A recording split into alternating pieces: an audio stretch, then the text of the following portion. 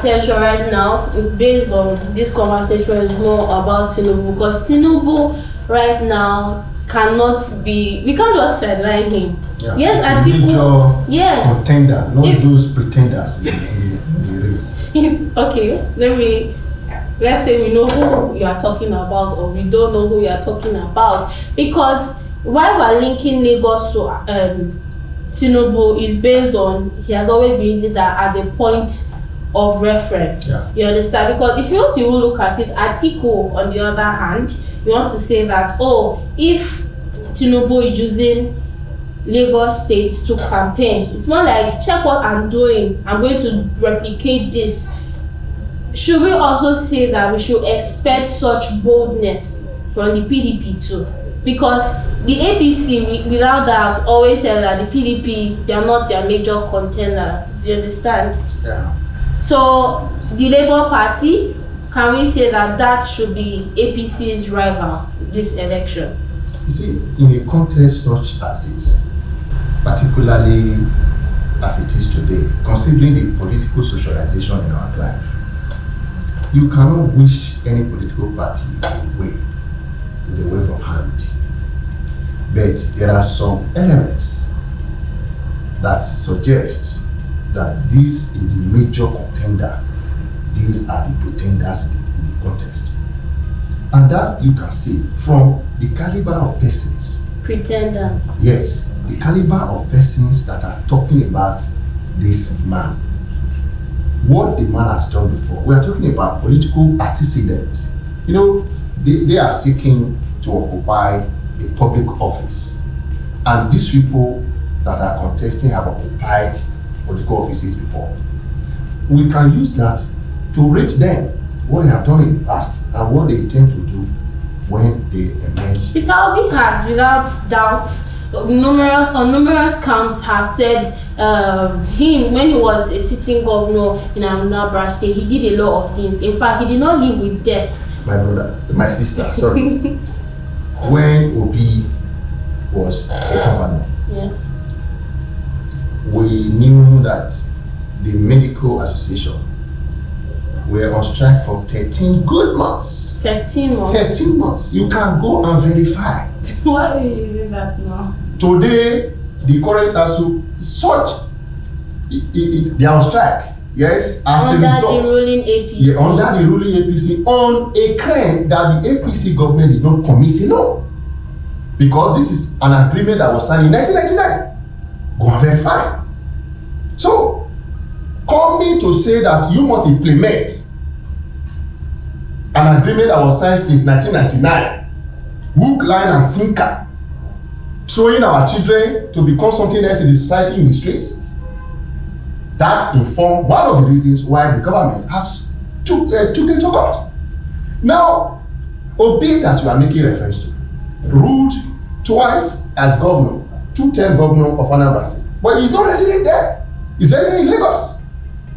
Is it not because the Lagos of Tinubu was made better for all that he's resident there? You could say that based on his affairs, because you talked about majority of his businesses are in Lagos, are located in Lagos. He has in different parts of the country, but certainly not in Anambra State, because the one in Anambra State and the one he said he invested. You see, I don't want to go talking about the person that we all know that has come to a kind of scam the electorate. So this is the person you are referring to as a pretender. These are the pretender in the contest. When we are talking about, okay, now you are also talking about Tinubu can made bold to say, I am from Lagos, I have been in Lagos, I made Lagos what it is today. What can you say of Atiku? Atiku, recall that Atiku was conducted election as a governor in Adamawa State. He won as a governor. Before the presidential primaries, he was nominated by Obasanjo as his running mate. Go and look at Adamawa State today. When we are talking about the power project, the energy sector, He was the chairman of BPA. He privatized most of those public assets that have been sold to people who are now demigods and lording it over Nigerians. Because of the manner the thing was handled, Nigeria are in pains. We don't have light, we are paying for darkness. These are the handiworks of certain man like that. And today, the same time, Tinubu registered TVC. The same time, this man registered Articles TV. Rate the two. Compare and contrast. When you put something in some certain person's hand, go and come back 1 year and see how they have driven those things. That will tell you how best they can do when they are given a higher opportunity, a higher position. This is what we are saying here. When you are talking about Obi, who said he invested in Bury, he used the state money to invest in stock into Bury, and he touted himself as a Catholic Christian, promoting alcoholism by investing in Bury. And these are certain things. I'm really not trying to drive home a propaganda here, saying a Catholic Christian. Is that a propaganda? It is, because should we delve into this Muslim tickets? And in the unraveling of Shetima, we saw so many fake bishops. You call it fake because you are not private. You know, actually, we have four archbishops, female bishops in Nigeria. Bishop Mary Bensinida Hosa in this. Were they actually called bishop, or it is a name, a nomenclature used in connoting those heads of Christians? Because actually, with the footage, not just footage, and we seen the way they dress, not just the way they dress, another female, because every bishop, based on hierarchy, have their regalia, you understand? And then you are seeing a female there. It's almost like, what is this? There's a question mark there. There was a question mark. And then there were persons there that were not, why I'm saying they're not bishop, because you know Nigerians who always go and dig out certain information. See, I'm a Christian. Okay. The Bible says, don't judge.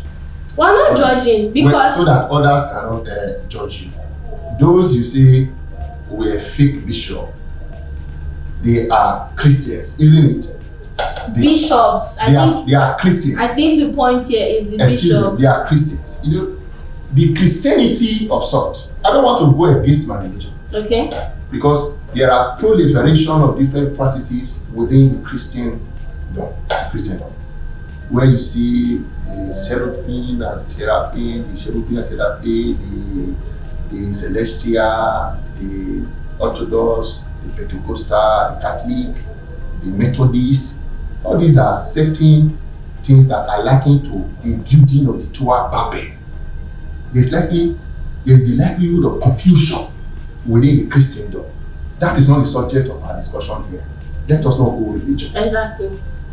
Because the other faith, you are aware, apart from some elements who are so extreme in the propagation of their religion, we see uniformity in the practices of their religion. Meaning that the Muslim ticket is sellable right now. It is a political permutation. Okay. Morality has it that when you are a Christian, you should give right to Muslims to pay you, so that the religion that is recognized by our constitution today should have a fairness. That is morality.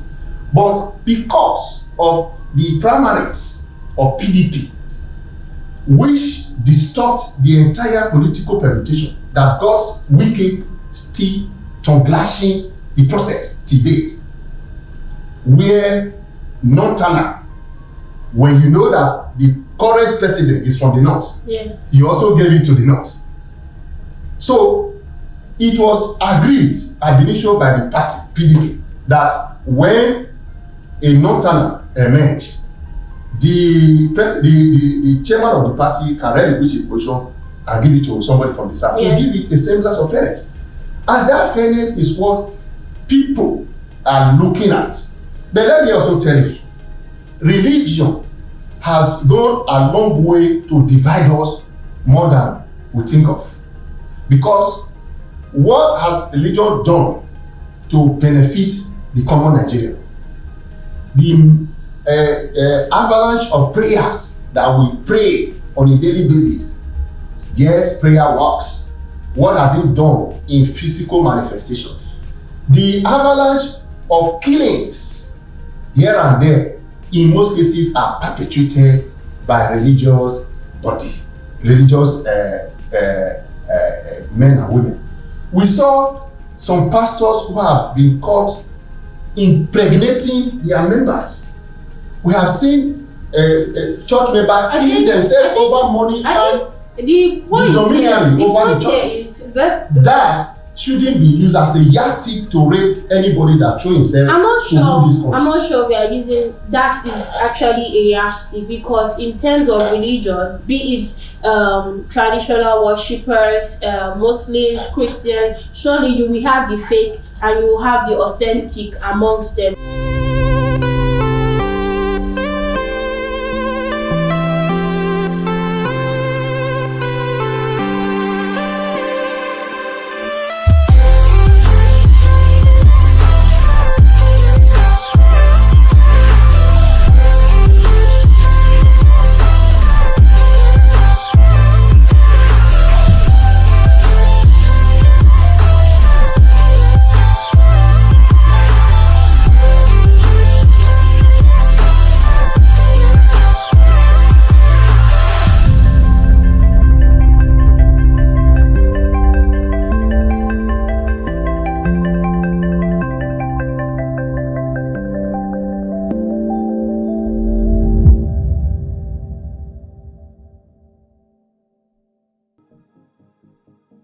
Talked about extremism, but I don't want to delve into that or the whole Muslim ticket. Yes. But in as much as religion should not tear us, it's also a pivotal sense of being of persons in our society, whereby you talked about fair representation. Yes. So for the APC, with what is being deemed to be a political move, bringing a president from the southwest and yes, the VP from the north, yes, you could look at a fair representation. But are you sure with everything going right now, the APC has an edge over other part? Definitely.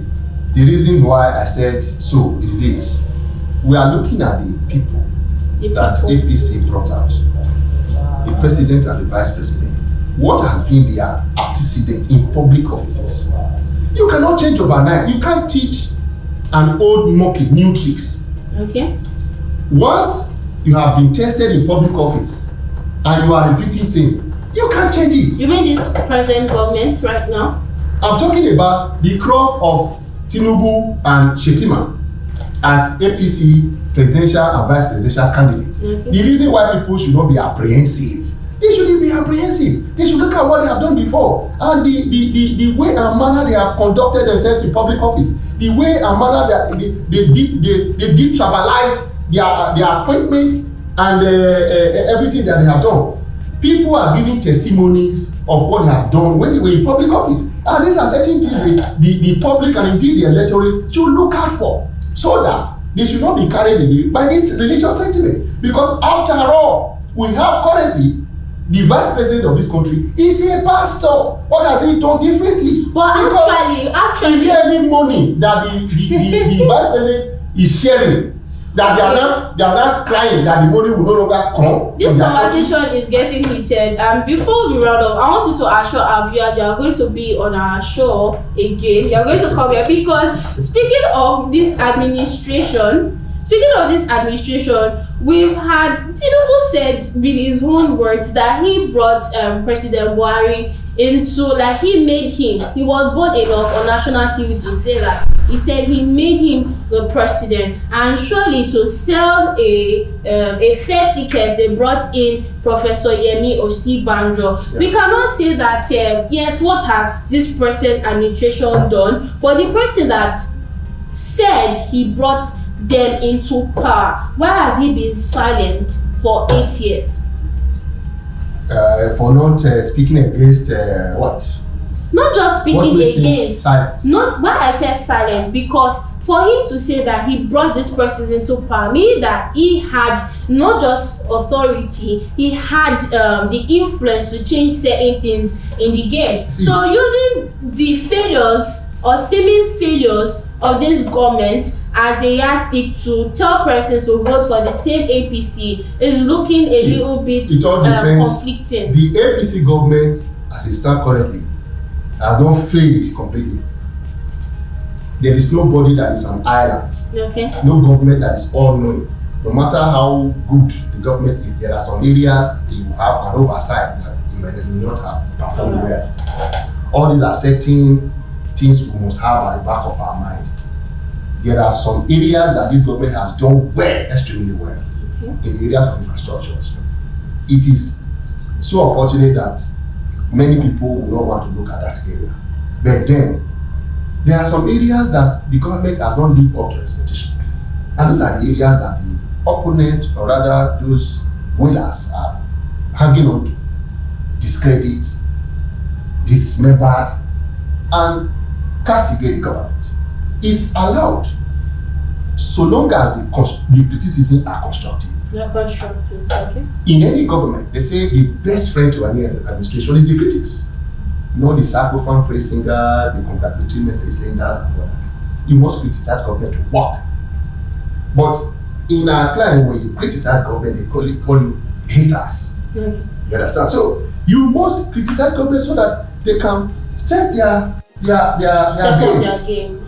So when we are talking about people who the APC have brought out as candidate, and people are now saying that they are Muslim, some enlightened and futuristic Nigerians don't see that as a yardstick, as a bait, because the caliber of persons involved here have distinguished themselves in public offices. The capacity, the commitment they have shown over time remain intact. Meaning that Nigerians should actually overlook or look past the whole religious board and then focus on the caliber of persons we have. Because our constitution did not negate their pair.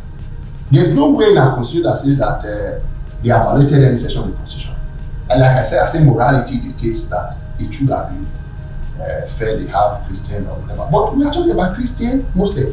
What about the artists? What about the other people, the Oku people, the Oromi?